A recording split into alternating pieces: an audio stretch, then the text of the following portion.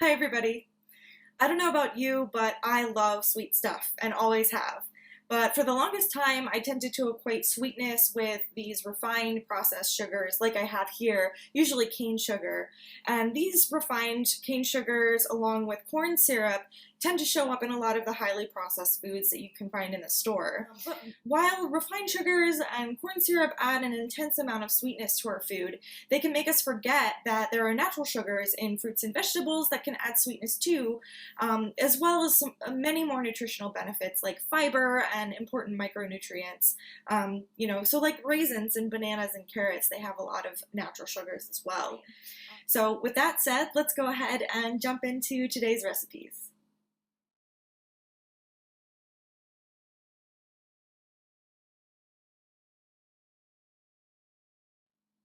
For today, we've got carrot cupcakes with a whipped cream frosting and banana ice cream. I've got my ingredients ready to go and my oven preheating to 300 degrees. What I have here is 3 cups of carrots that I've already peeled and grated so that they're ready to use in my cupcakes. There are some tips on that in last week's ABC salad video titled A Sweet and Savory Side, including involving kids in the cooking. So feel free to check out that if you're interested. And I've also got 3 cups of raisins mixed into this as well.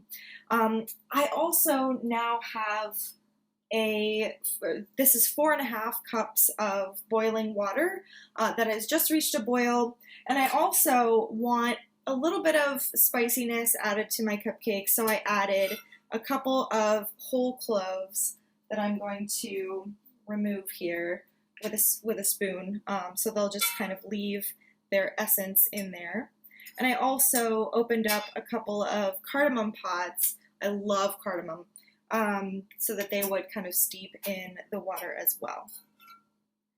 So with that totally optional thing done, I'm just going to take the boiled water and pour it over my carrot and raisin mix. And then just really carefully mix everything together. And then I'm going to let this cool. And while this is cooling, I'm going to work on my dry ingredients.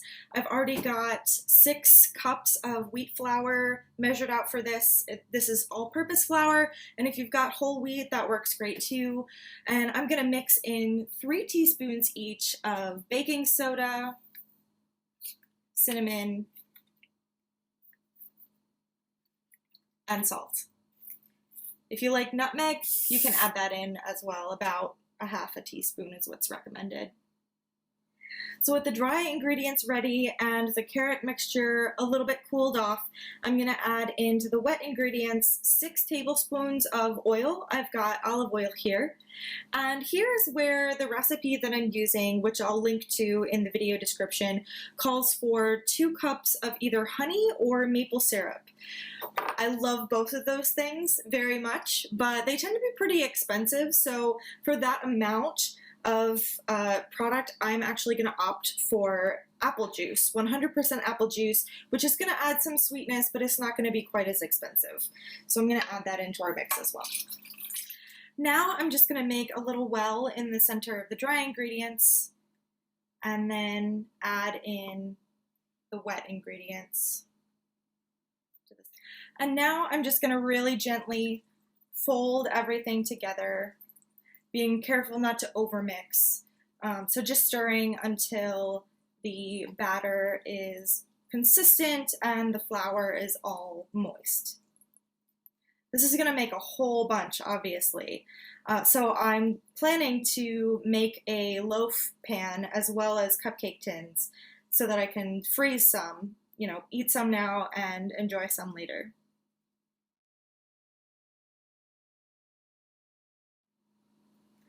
I'm done stirring, and now I'm just going to spoon the batter into my cupcake tins until each is about 3/4 of the way full.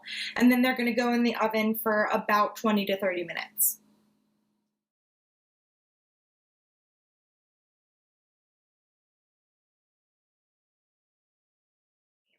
So the first thing that I'm going to do is work on some apple juice mixture to actually flavor the whipped cream frosting. So I've got some apple juice on high heat right now. It's heating really quickly, and I want to give it that really nice warm kind of spicy flavor to it. So I'm going to add, once again, a couple of whole cloves and a couple of cardamom pods that I'm just going to open a little bit.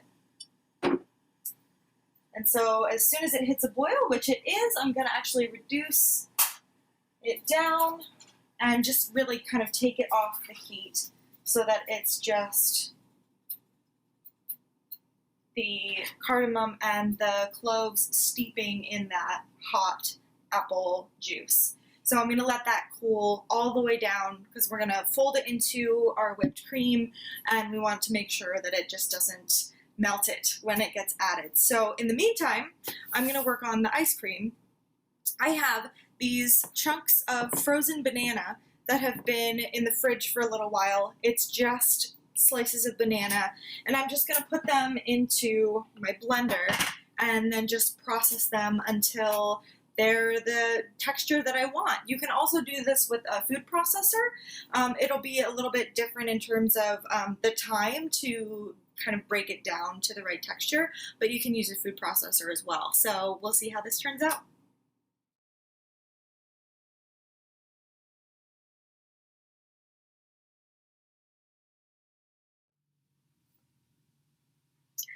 So here it is.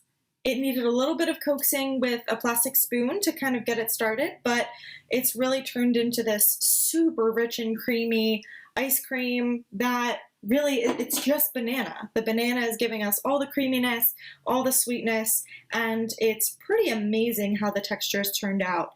So from here, you can just have some fun playing around with different flavors and toppings to add in. Maybe try some cocoa powder to make chocolate, add some peanut butter, vanilla extract, or nuts, chocolate chips. And then if you want a more kind of traditional ice cream texture rather than a more soft serve, then this can go back into the freezer for a little bit, which is what I'm going to do now. I'm going to store it until I'm ready to serve. Now I'm going to make some homemade whipped cream to frost my cupcakes.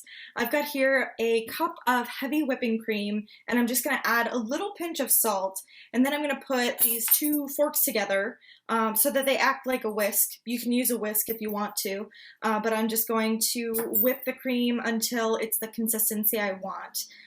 Another option that you can do is actually put the heavy whipping cream into a mason jar like this, add a little bit of salt, and then just shake until it's the consistency you want. That's sort of a fun thing to do with kids if you want to give that a try, but for now I'm going to try this method.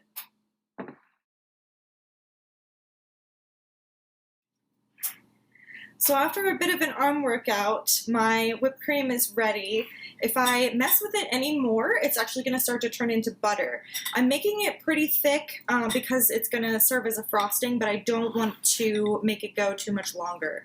It's, staying together on this fork, and it's going to be nice and spreadable. So this is where I want it right now. And now that my apple juice mixture is cooled down, I'm just going to fish out, once again, the cardamom pods and the cloves, and then just really gingerly fold in the apple juice to sweeten my frosting.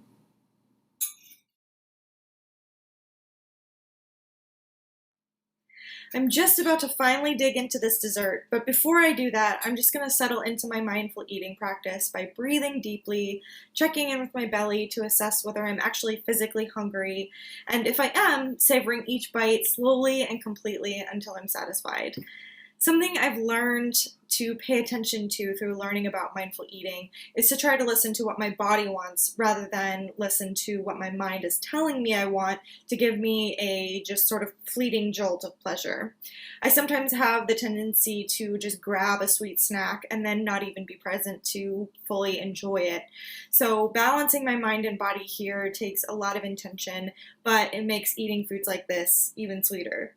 So if you're up for it, maybe try practicing mindful eating this week with some sort of dessert and see how your mind and body respond. So I look forward to hearing what your experience is like during our live session later this month, and happy eating!